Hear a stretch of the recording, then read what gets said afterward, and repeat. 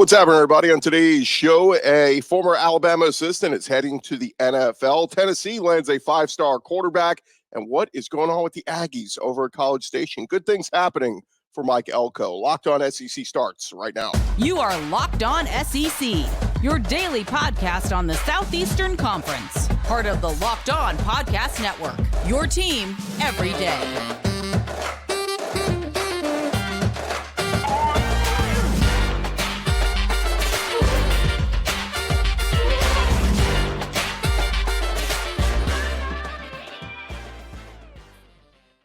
And what is happening, everybody? Welcome into Locked On SEC. It's great to have you guys along. Today's episode is brought to you by FanDuel. Make every moment more. Right now, new customers get $150 in bonus bets guaranteed when you place a $5 bet. Visit FanDuel.com/LockedOn to get started.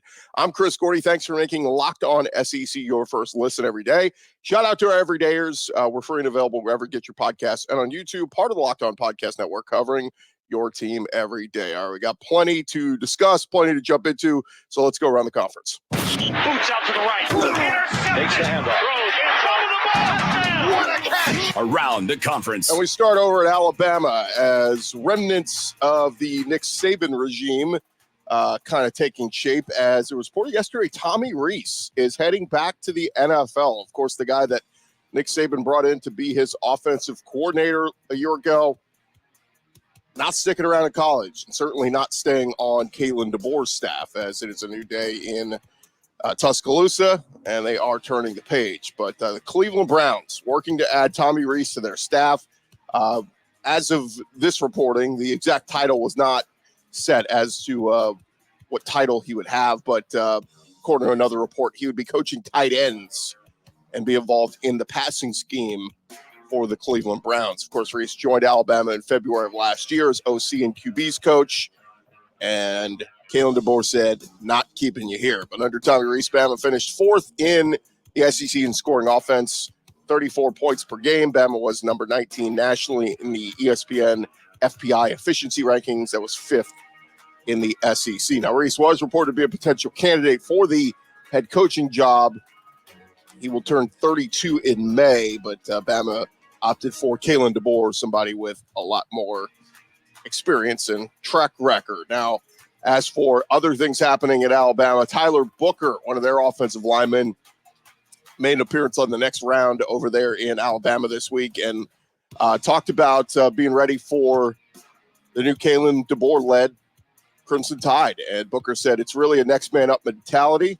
You come to Alabama to get developed and really take advantage of the opportunity being presented to you. There's a lot of opportunity on the table right now, and we have guys capable of stepping up and stepping into these spots where guys have left and taking advantage of their opportunity. He said also the portal works both ways. Once it opens in the spring, we'll be able to add more guys if need be, but I feel like we have everything in-house in order to go on and go on another national championship run. He said everything is going to work out, so stay excited for the season because we definitely are.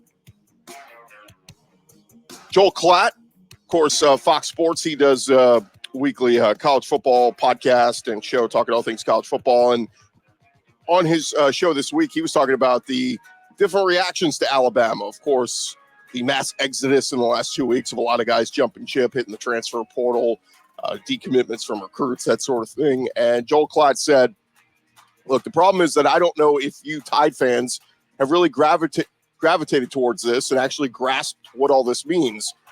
What it actually means, what you're dealing with right now, it's not going to be as dominant as it was under Nick Saban. It's not going to be as easy as it was under Nick Saban. This man was the greatest college coach in history. But he did go on to say Alabama in some ways was built for this, with going through a transition for a new head coach, and he does think that Alabama will sustain success. He went on to say, when someone is reeling, someone else is going to be trying to take advantage. That's just the nature of this business. It's the nature of college football.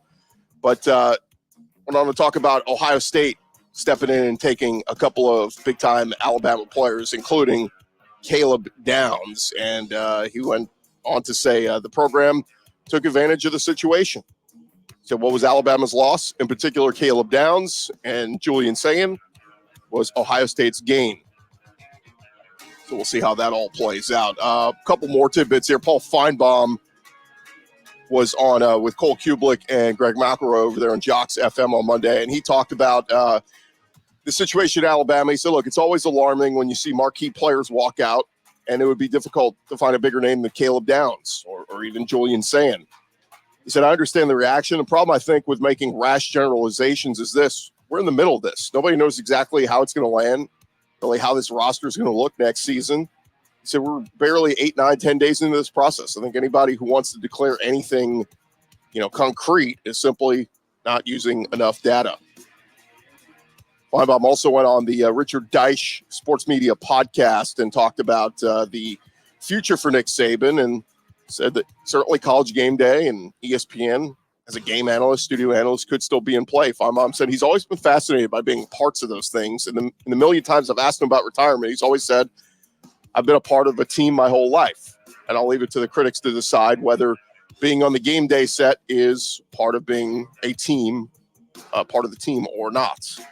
But we will see. Of course, a lot of people speculate that Lee Corso could be calling it quits at some point, and Nick Saban could slide right into that spot on College Game Day. All right, a few other tidbits here going around the conference. Over at Auburn, their coaching staff seen some turnover this offseason. Cadillac Williams departing, Zach Etheridge departing. Paul Finebaum talking with Cole Kublik and Greg McElroy about that and said, look, I think the thing that confuses people is a lack of explanation. When you have one of the most famous players in your history depart without even an explanation, and then another one, who I believe is a captain and very popular, you have to explain these things. Or if you don't, people are going to be left to wonder. So we will see if we eventually get something out of Auburn on why those two guys left. Over at Tennessee, they were celebrating on Monday as George MacIntyre making his announcement. He is coming to play in the SEC, committing to Tennessee. He's the number 3 quarterback in the class of 2025, 5-star quarterback in the 24/7 sports composite ranking. And a lot of people excited to see what this kid can do. And, coming on the heels of Nico Yamaliava, certainly future looks bright for Josh Heupel and the Tennessee Vols. MacIntyre, last 2 seasons in high school, threw for 2,300 yards, 19 touchdowns as a sophomore.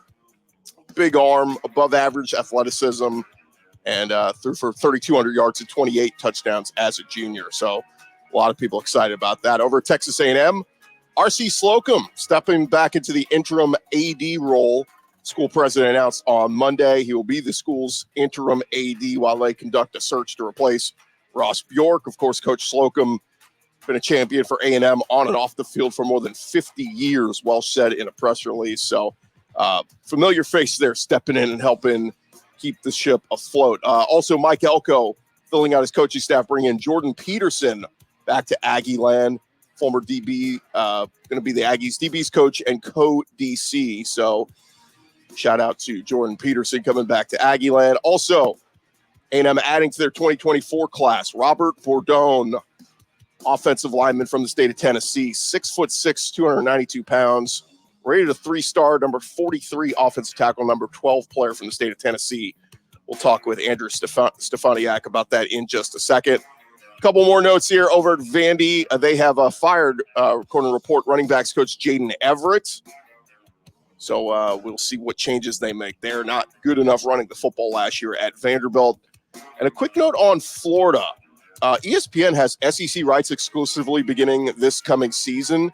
They have announced that Miami at Florida will remain on Saturday, August 31st. There were some reports that maybe they could move it to that Thursday or Friday, make it one of those early games, but time and network still not yet announced, but that game is going to stay on Saturday, August 31st, according to reports. And there you have it. That is the latest going on around the conference. I think you guys are making Locked On SEC your first listen every day. Coming up next, we're going to talk with Andrew Stefaniak of Locked On Aggies, get all the latest going on with him and the Texas A&M Aggies. That is coming your way here in just a sec. But first, I want to remind you guys, the NFL playoffs are here. And, of course, as we continue, we're into the Final Four. No better place to get in on the action than FanDuel. They are America's #1 sports book. Right now, new customers get $150 in bonus bets guaranteed when you place a $5 bet. That's $150 in bonus bets, win or lose. Who do you like in the games this weekend? Do you like Kansas City to go to Baltimore and pull it off, Patrick Mahomes and company? Do you like Perhaps the other side, Detroit Lions, a lot of people jumping on them as a team that has been a heavy underdog throughout this postseason. Whatever it is, FanDuel, they got it all up there for you. The money lines, the over-unders, the spread, whatever it is, go visit FanDuel.com/lockedon and make your first bet a layup. Again, that's FanDuel.com/lockedon. FanDuel, they are the official partner of the NFL.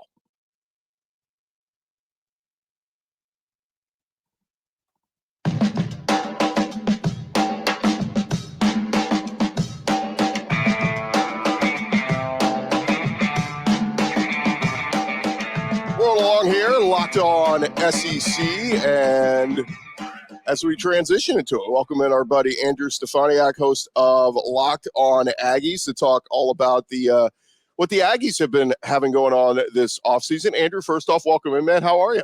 I'm good. How are you, Chris? It's been a while. It's been a while, man, and good to catch up with you. It's been, I feel like the Aggies have been that quiet, kind of lurking in the shadows in the SEC. All the talk about Alabama and Nick Sabin and all this stuff, and they're the Aggies over there quietly doing their thing. We'll get to them in just a second, but I got to ask you, and everybody I've talked to the last 2 weeks, I have to start with this. Where were you? What was your reaction when you heard the news a couple weeks ago when Nick Sabin decided to retire from coaching? It's funny. I was sitting on the couch at a buddy's house watching an NBA game, and I get 3 phone calls simultaneously. My dad and then my 2 best friends call me. And so I'm like, oh, what has happened? Like, what has gone on here?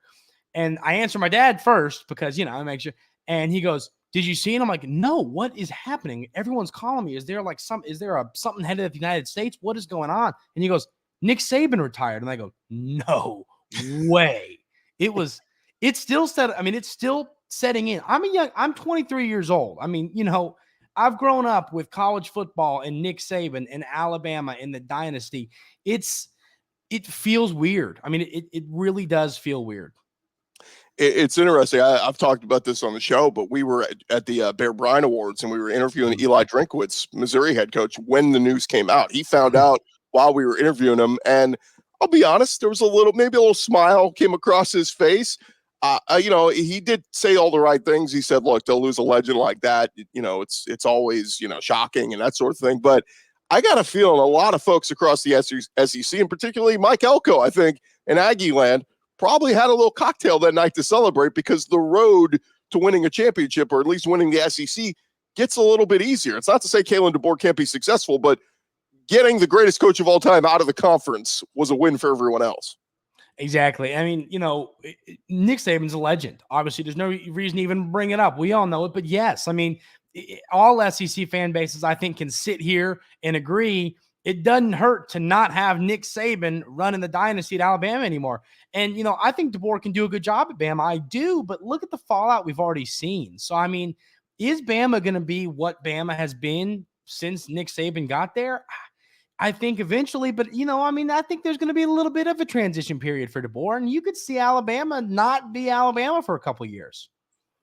Andrew, let's talk about the offseason that the Aggies have had, quietly kind of killing it in the transfer portal. Even got up to number 1 a week ago. Now Ole Miss, since then, they've added a couple of guys, the DB from Michigan, and then Trey Amos from Alabama. So they've in the 24/7 Sports Composite transfer rankings, they've jumped back to number 1, but the Aggies sitting there at number 2. Still an incredible portal class that they're bringing in. Talk a little bit about some of the guys that they're bringing in, and who you think can really be an impact this year. The number 1 guy for me, without a doubt, is funny. The first name you see there, Nick Scorton, the defensive lineman, edge rusher from Purdue for the Aggies, 10 sacks last year. I think he is going to be an absolute star in the SEC. And it's hard to call your shot on a guy who had 10 sacks last year. I'm not calling and saying, this guy had 3 sacks last year at Purdue, but he's going to take the SEC by storm. Nick Scorton was great at Purdue. He's a local kid from around Texas A&M. I think he's going to come in to Aggie land and really be a dominant force in the SEC. He's a guy who could lead the SEC in sacks next year. Another guy I am excited about is Jabri Barber, the receiver from Troy. The tape is just great. The numbers are great. The film is great. He looks really good. He's a player that I don't think you'll see much of a drop-off coming from Troy to the SEC. And then all fans, and folks that watched Texas A&M play last year know what the secondary looked like. It was not pretty. It really was a struggle. So what is, and it's funny, I always say Mike Elko was at the ball game against Oklahoma State. And, the first thing he did when he left that ball game, I know he got on the phone and said, listen, we got problems. We got to fix this secondary. And what have they done? They fixed the secondary. They've got about 5 corners, 3 safeties committed. They brought in a handful. Coach Fisher last transfer portal brought in a handful of players in the secondary from the portal, but a lot of those guys, like Josh DeBerry, were swings and misses and led to some, long touchdowns and the secondary getting burned. I just believe with this many players coming in the portal, you can't swing and miss 8 times. And you do have a few talented players still in the secondary that weren't really the issue last season that are back this year. So I'm happy about those guys. And then Des Ricks, the former 5-star from Alabama, of course, we haven't seen much of him at Alabama, but, a 5-star kid can come in and can develop into something. I believe in Coach Elko's ability to develop talent. So I think Des Ricks is another name to remember as well. Yeah, it's going to be so interesting to see because he's a guy that you think, can absolutely play right away. I guess talk about what you make of some of the coaching staff hires. Obviously, Colin Klein coming in to run the offense, very highly touted what he was doing there at Kansas State. I feel like the name we've kind of forgotten across the SEC is Connor Wegman. I mean, he was playing really well before he got hurt last season. Granted, that was in the Bobby Petrino offense, but are we maybe sleeping a little bit on Wegman and what this offense could be this year? First of all, the Colin Klein hire is I don't think he's going to be at A&M long, because I think he'll be a head coach very soon. I think he's going to be a star in the coaching ranks and move on to a head coaching position. Hopefully, a little bit down the road, let Elko get a little bit established first, but he's a great play caller. And I do foresee him, taking over as a coach sometime soon. But speaking on Wegman, I'll tell you, Texas A&M fan base is almost a little bit, I wouldn't say turning on Wegman, but I've had a lot of folks in the comments on my show saying, listen, Marcel Reed looked great in the bowl game. Jalen Henderson looked good. Both of those things are true, but Connor Wegman is an incredible quarterback. And I think with Coach Colin Klein, he made Will Howard look like a really good player. And I think you're going to see Connor Wegman take another step this year, a step he would have taken last year had he not gone down with the injury against Auburn to open up SEC play. So, yeah, I think you're going to see Connor Wegman take that step. I mean, if you've seen the Heisman odds, Connor Wegman's name is there in the top 10. And obviously that came as a bit of a surprise to me, but knowing the way this kid can sling the football, his athleticism, the way he can leave the pocket, create with his legs, if there's nothing there downfield. In Coach Klein's offense, Connor Wegman can be a top 5 quarterback in this conference. It's going to be so interesting to see all the different new pieces. It's going to be a new look Aggie team next year. I got a few more for you here. More with Andrew Stefaniak in just a sec here on Locked On SEC.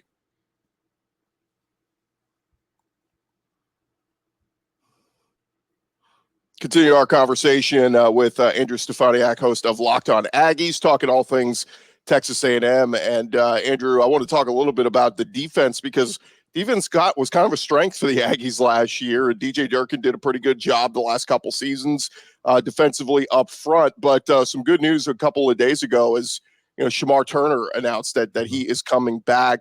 I guess realistic expectations for this defensive front, as you talked about the kid from Purdue coming over, but still going to be feisty up front. I mean, a lot of people forget, they're 2 years removed from having the number 1 recruiting class. Some of those guys left, but they still have some big guys up front on this defensive line. Yeah, the defensive line heading into last season was, I thought, one of the best position groups in all of college football. You lose a Walter Nolan, which hurts. You lose some players on that defensive line, not just to the portal, but, to moving on to the NFL. And looking at this group, it's going to be talented still. I think a lot of folks are quick to say, well, Texas A&M lost everybody. It's just not true. There's still a handful of players, former 5-stars and 4-stars in that class you were talking about, that 2022 class, that are still here. And so this defensive line, with a couple portal additions, another guy I didn't talk about is Cassius Howell, a guy coming in from Bowling Green, 9.5 sacks there. You're bringing in 10 sacks with Scorton. You got 19.5 sacks coming your way. You got a guy like Shamar Turner back. You got a guy like DJ Hicks, who we didn't see a ton last year, but was a highly ranked player in the 2023 class coming back. This defensive line unit and this front seven, frankly, is going to be dominant, in my opinion. The question mark on this Texas A&M defense is going to be the secondary, because you're bringing in, as I just said, a ton of bodies. I think this defensive line, they're going to stop the run. They're going to get after the quarterback. Last year, they were great at stopping the quarterback, or they were great at stopping the run. And it's funny when I say that, I think the defensive line, the way they got after the quarterback was interesting, because it was kind of DJ Durkin's scheme. And you saw a lot of sacks from the secondary, a lot of sacks from the linebacker room. I think you're going to see a lot more sacks from the defensive line this year. And even losing a Walter Nolan and losing a, McKinley Jackson heading to the next level, I think you're going to see a lot of sacks from the defensive line this year, from the edge rushers. So this defensive line is going to be a really talented group, as well as the linebackers. The question mark is going to be that secondary. Yeah, and you talked about the front seven too. I mean, Torrey and York I feel like he didn't get enough love last year. I know he was a freshman of the year candidate and all that, but I still, like when I go around SEC circles, it just, his name is definitely a guy to keep an eye on as a future absolute star in the SEC. As we kind of look ahead, and I know we got all spring ball to get through it all summer, but man, opening the year with Notre Dame, at least you get them at home. There's no tougher test than I feel like that to welcome to the SEC or welcome to your new job, Mike Elko. But just an early thought on that one, because I guess the good news is you do get them in College Station. Well, there's an interesting narrative in that football game, actually. Notre Dame's quarterback is going to be Riley Leonard, who, of course, was Mike Elko's quarterback at Duke. So that's a fun, little narrative there. This is a ball game to me. I hate throwing the word overrated out there, but it just, Notre Dame always goes into the season as a highly, overrated team. And you can say the same about Texas A&M, folks. Listen, I'm not delusional. I know that. But this game in Kyle Field, I do think the Aggies can win. Right now, I actually saw the line on FanDuel, which is crazy that's out. But the Aggies are favored right now for something months and months down the road. I do think A&M they're going to be home dogs in that game. The line now doesn't matter. But what I am saying is, this is not going to be a football game where Notre Dame's going to come in and push Texas A&M around. This is going to be a battle. And yes, Texas A&M can win this football game. Do I think it's likely? I don't know if likely is the word I'd use, but yeah, I mean, if I had to put a percentage on it, I'd say they have a 45% chance to win this game to Notre Dame's 55% chance. It's a football game that at home. If it was in Notre Dame, I'd tell you, I wouldn't love it. But knowing this is a home game, the 12th man's going to be excited. New head coach, a lot of buzz, a lot of excitement with the portal and recruiting. I think this is going to be a football game that the Aggies can win, and if they don't win, they're gonna hang around. That's for sure.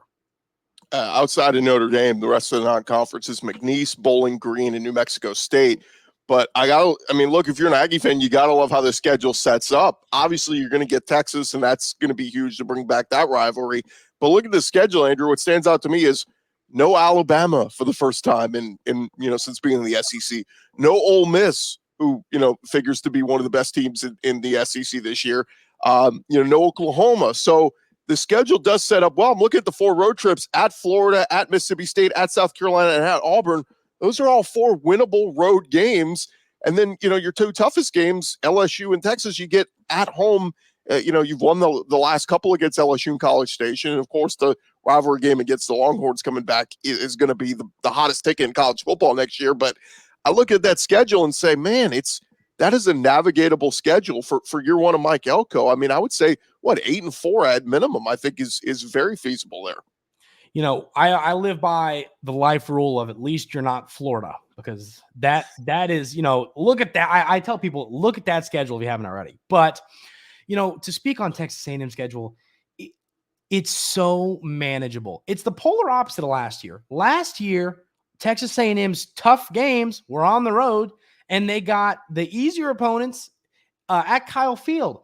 This year, you get the tough opponents at home and the easier games on the road, which is how I'd rather have it set up, because you can beat a Mississippi State on the road. I think Auburn still might be a year away. I think you can beat an Auburn on the road. Florida, I'm not quite there with Napier. I think you can win that game. So if you win your road games, and then you got a neutral site game with Arkansas, if you take care of business there and maybe steal one you're not supposed to, and Kyle Field, take one from a Missouri, take one from a Notre Dame and LSU. 8-4 is definitely on the table, with a 9-3 really sneaking at you if you win one or two maybe you're not supposed to. But the key for this schedule is going to be winning on the road. It's going to be everything. But yes, for Mike Elko's first season, this is such a great schedule to get really accustomed to being a head coach in the SEC. Of course, he's been in the SEC, but being a head coach in the SEC, it's a schedule where, Aggie fans are going to be expecting, 7-5 is going to frustrate people. Obviously, he's not going to get tarmacked if he goes 7-5, but I think 7-5, frankly, just based on schedule and what you've done in the portal, would be a bit of a disappointment. I think 8-4 be happy with, and 9-3 would be out of this world. And 8-4 would be the Aggies' best season in 3 years, thanks to Jimbo Fisher and what he did the last couple of years. He is Andrew Stefaniak, of course, host of Locked On Aggies. Let everybody know where they can find your stuff, man. Yeah, if you're ever interested in anything A&M wise, we're wrapping up talking about this portal class and talking about Elko and the coaching staff. You can just check it out over at Locked On Aggies. You can follow me on Twitter /X at Andrew Stefaniak. He is Andrew Stefaniak. Go check him out. Locked On Aggies. Andrew will be talking again here real soon. We get in a spring ball and see how this whole roster shakes up. Thanks for the time, man. All right, that's going to do it for this edition of Locked On SEC. Thank you guys for making it your first listen every day. Shout out to our everydayers coming back tomorrow. We'll be talking about the Texas Longhorns and the offseason they've had. For your second listen, go check out Locked On Sports today on streaming 24/7 on YouTube. I'm Chris Gordy. This has been Locked On SEC. We'll talk to you guys tomorrow.